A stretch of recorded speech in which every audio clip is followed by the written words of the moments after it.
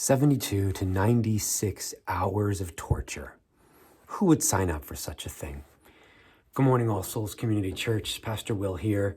Today is Thursday, November the 19th, and today is the final day of what's called the Forge for our beloved Jeremy Glassman as he finishes his training at boot camp, and he goes through what's called the Forge. What is the Forge? The Forge is this cumulative training operation where they are put into all sorts of battle scenarios where they have to ruck forever with a 60 to 90 pound rucksack on their back.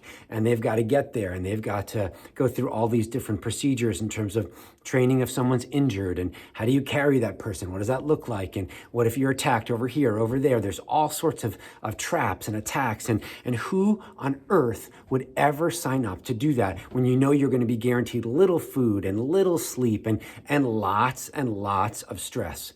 Who would sign up to do that? Well, I'll tell you who. Jeremy and 1,000 of his friends, right? Or to put it differently, a soldier.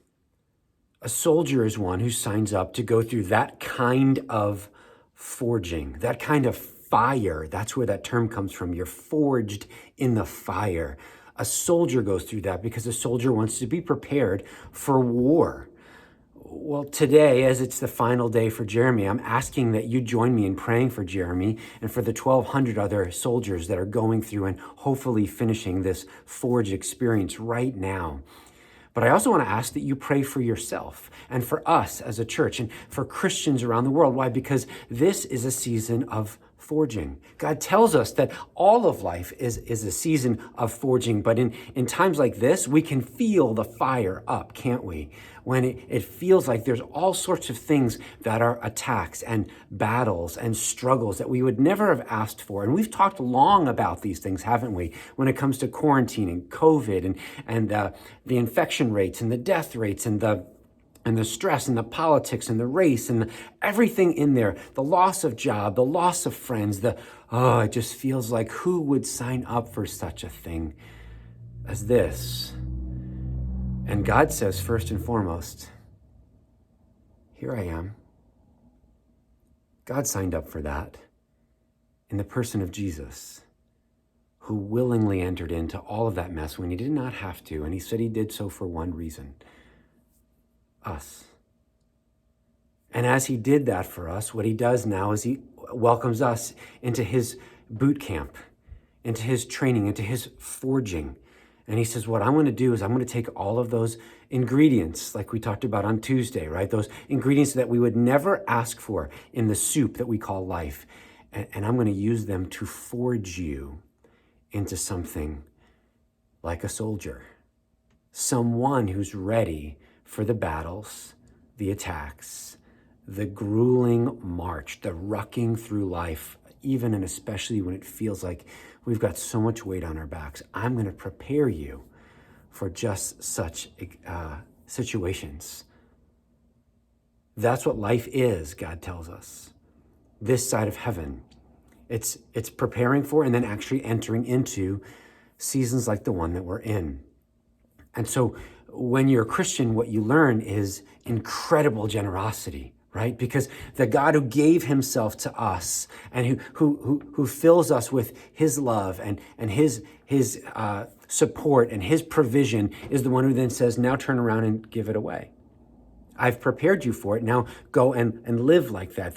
The God who prepares us for life like this is the one who doesn't just give generously, but then serves generously, right? In the middle, when it seems like there's no more he could possibly give, Jesus just kept giving. And then he celebrates throughout the pages of the New Testament, church after church, story after story, person after person who does the same thing, who gives out of even their poverty, even their little, sacrifices even the little that they have for the sake of those who need. Why am I sharing this with you? Well, because in general, these are principles that we want to live into. But specifically for such a time as this is precisely the time when we as Christians will show who we are, that we have indeed been forged by a fire of refinement, as God calls it, to be ready to serve now. in such a time as this. Soldiers are revealed on the battlefield. Those who are prepared, who know what it is to be a soldier. Civilians run from gunfire. Soldiers run to gunfire. Big difference. As Christians, we don't run from suffering. We don't run from trial. We run to it so that we can help, so that we can be light in darkness, salt in death and decay. Now is such a time for that here in our world, in our context. And as we gave an opportunity just a couple weeks ago for you guys to step up and say, hey, we're doing a food drive to feed the hungry. Many of you stepped up. As we said, hey, we need help financially. Many of you stepped up, and we are so grateful for that. And what we're saying is right now, we're committing to do more. More. Why? Because we've got tons to give? No, we don't have tons to give, but what we do give, what we do have, we're giving, we're serving. We're wanting to help the least of these, and we're inviting you to join us. In the link below or in the description below, I'm going to put the things I'm about to tell you, but we've got a couple different things coming up. Actually, this Saturday, we're having a food drive. We are partnering with those in our community, the local Boy Scout troops, Troop 21, the Suffern Girl Scouts, Mia's Kitchen, the Suffern Fire Department. We are partnering with these organizations so that together we can. And my buddy Pete, that's who I was thinking of. My buddy Pete from Boar's Head is also one of our partners.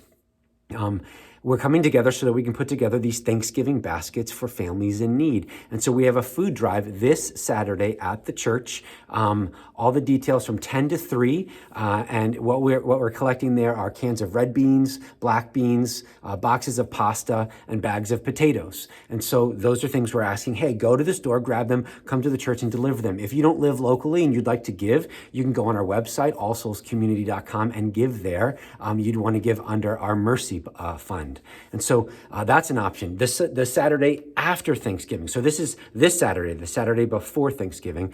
The Saturday, the week after Thanksgiving, December the 5th, we're doing another food drive. Why? Because there's lots of hungry people. Another food drive where we're partnering with the Good News Association. And there we're collecting bags of rice and pasta and jars of spaghetti sauce. Why? Because those are their particular needs.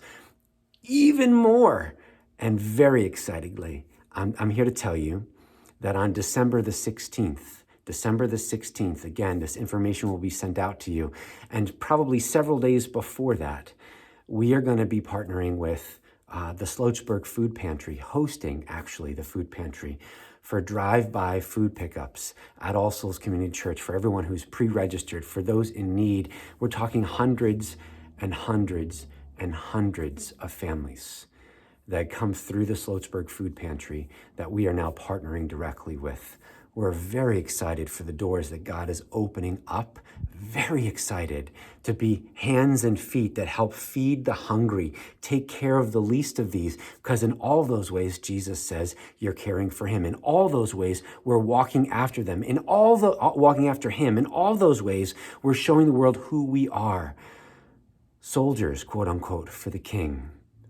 Brothers and sisters of Jesus, who by our deeds show the world who our Savior is. And so friends, will you join us? Will you join us in praying for these things? Will you join us in asking God to provide? Will you join us in looking around in your own cupboard, in your own pocketbooks, and saying, where are the places that I can give and give sacrificially to help provide? For there are many hungry, many needy, and yet we know the God who's promised to feed us all, even and especially as he forges us together in the fire of suffering and tribulation, of trial, to create in us those who walk around talking like, acting like, thinking like, loving like Jesus. This is the time, friends, and I'm so thankful that you're walking this path with us. May God continue to grow us even today. God be with you.